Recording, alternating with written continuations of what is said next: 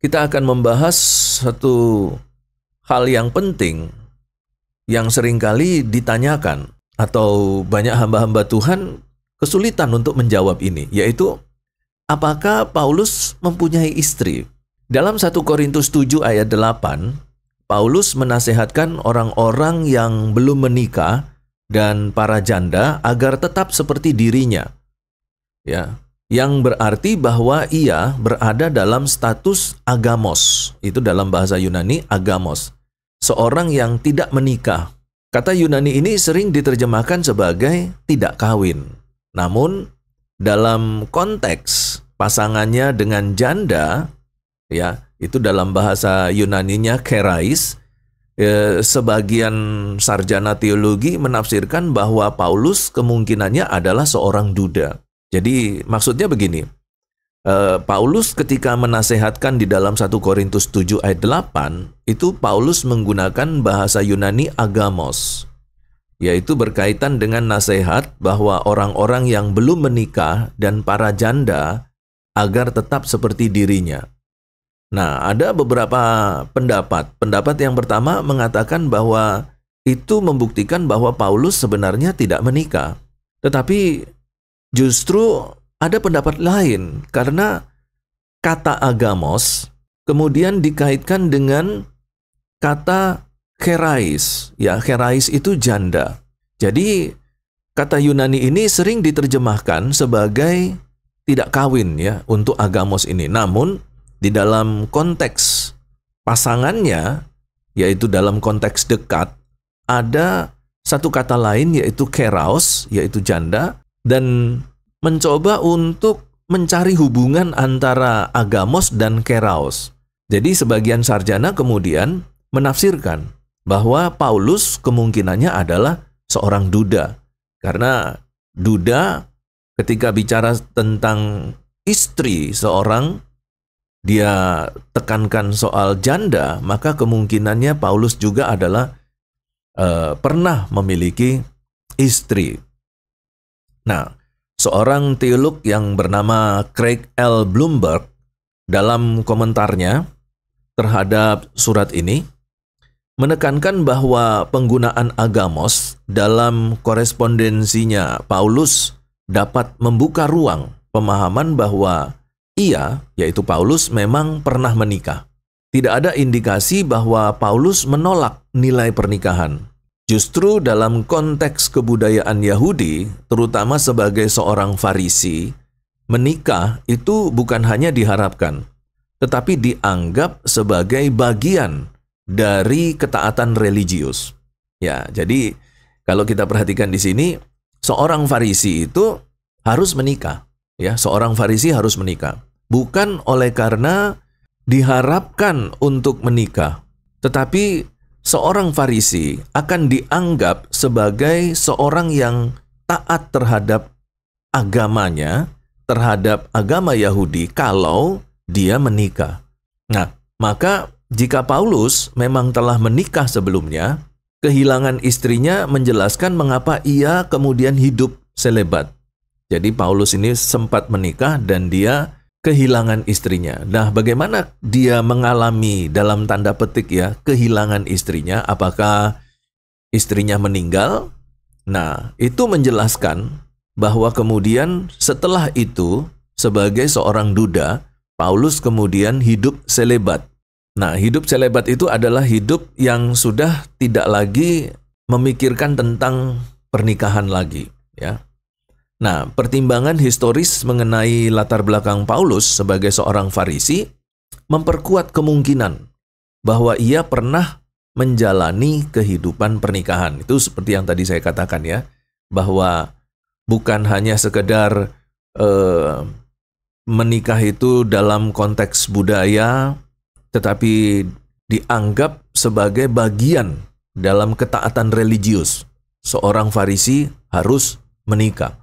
Nah, inilah pertimbangan historis mengenai latar belakang Paulus sebagai seorang Farisi yang memperkuat kemungkinan bahwa Paulus pernah menjalani kehidupan pernikahan. Nah, dalam komunitas Farisi abad-abad pertama ya, di saat Yesus ada di tengah-tengah kita, manusia maksudnya, di sekitar lingkungan kehidupan masyarakat Yahudi pada waktu itu, menikah itu bukan sekedar satu praktek sosial, tetapi bagian dari panggilan religius.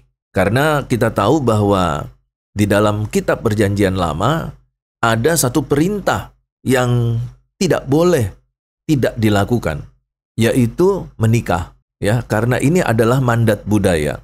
Di dalam kitab Kejadian dikatakan bahwa seorang laki-laki akan memiliki istrinya dan meninggalkan orang tuanya dan keluarganya menjadi keluarga baru. Ini adalah mandat budaya. Bahwa setiap laki-laki dan wanita Yahudi itu memang dalam konteks budaya harus menikah. Dari sisi agama diperintahkan untuk menikah. Sebagai orang Farisi yang fanatik agama wajib menikah. Paulus adalah seorang Farisi. Maka berdasarkan argumentasi tadi, kemungkinannya Paulus memang adalah seseorang yang sudah menikah.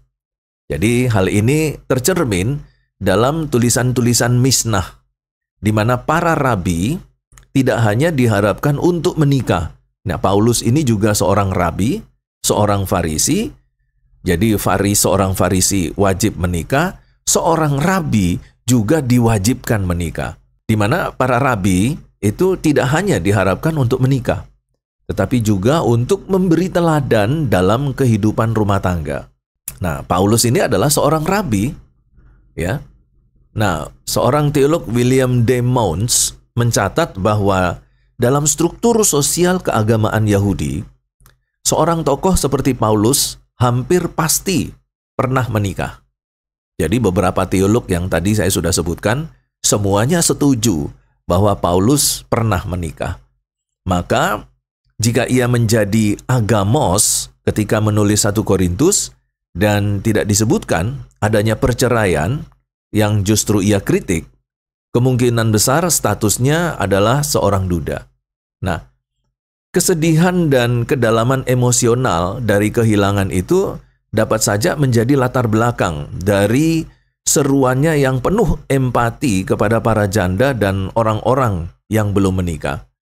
Jadi Paulus itu ketika dia menyampaikan pesan untuk melajang bagi orang-orang yang belum menikah dan para janda, itu menunjukkan atau mengindikasikan bahwa Paulus pernah mengalami satu kesedihan ketika di dalam satu momen kehidupannya dia kehilangan istrinya.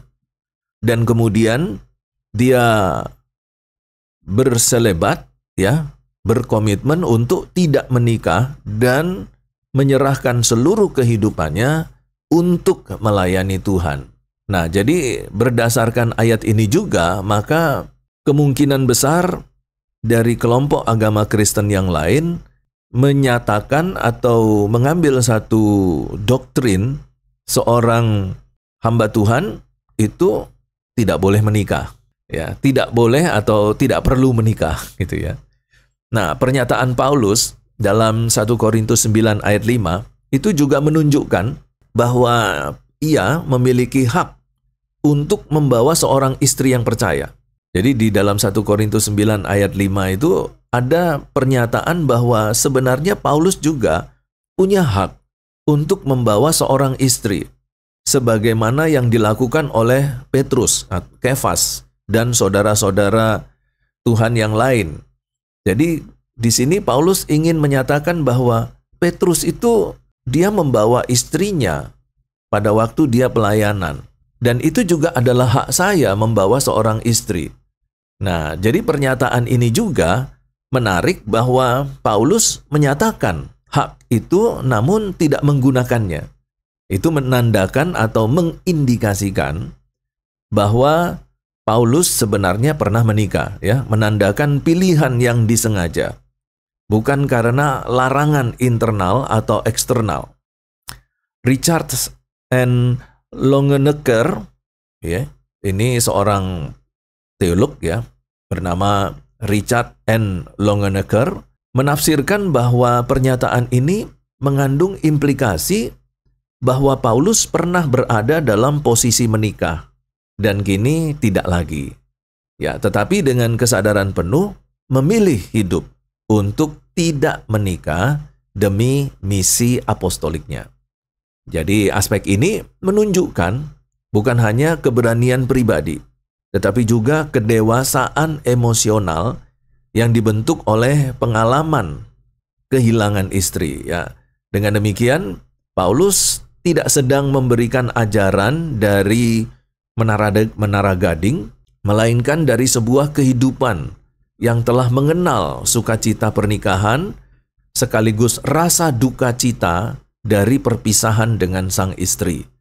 Dan ini memberikan satu nuansa yang sangat personal dan otoritatif dalam ajarannya tentang pernikahan dan hidup selebat.